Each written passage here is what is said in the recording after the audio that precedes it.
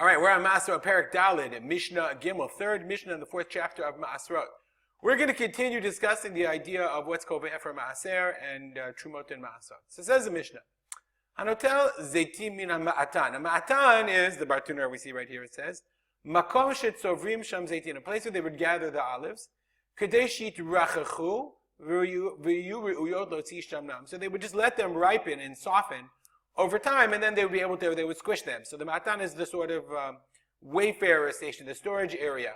And so if you take zaitim from there, so the Mishnah says, Tovel echad echad b'melech ve'ocha. You can dip each one in salt and eat, and that's considered achilat, that's considered temporary eating. But im alach v'natan lefanav, if you took a bunch and you salted them and you put them in front of you in like a bowl, so once you take more than one, we've seen this many times before, many halachot already, that's considered achilat keva, and therefore you're chayav, you have to take off Trumot and Maasrot before you can eat it. That's Kovea L'Ma'aser. Rabbi Lezer Omer. Rabbi Lezer says, even before we read Rabbi Lezer, we've seen before, we actually saw in the end of the last chapter, here we're actually in the middle of the last chapter, in Perek Yom Mishnah Daled, we saw that if you have charuvim, that you, before you put them into the gag, you read them the behemah, you can feed your animals, because when the animals eat it, whatever the animals are done eating, then you're going to send it back and put it back on the roof to dry.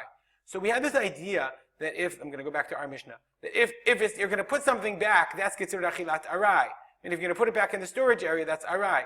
Whereas if once it's gone, once it's out of the storage area, you wouldn't put it back, that would be considered achilat keva if you wouldn't put it back. So our Mishnah is a continuation. This part, the sefer of the Mishnah that we're going to read, is a continuation of that idea. Rabbi Lezer says, Mina ma'atan hatahor chayab. Okay, if you have, the Bartuner says, a person who's tameh, and he's taking from the ma'atan tahor, so he takes an olive out of ma'atan tahor, then he's chayav. It's chayav, it's kovea, and he cannot eat it until he takes off trumot u'masot. But mina tameh patur, because if a tameh person takes from the ma'atan, from the storage area, from the intermediate area, that's tameh, he's patur. Why?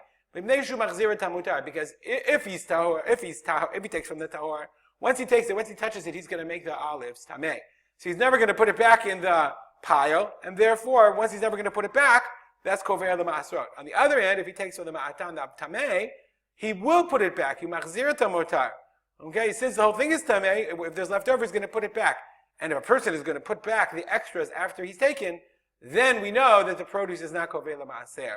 And therefore, he's patur, he can eat it without having to take off Trumot and Maasrot as achilat arai. We'll stop here.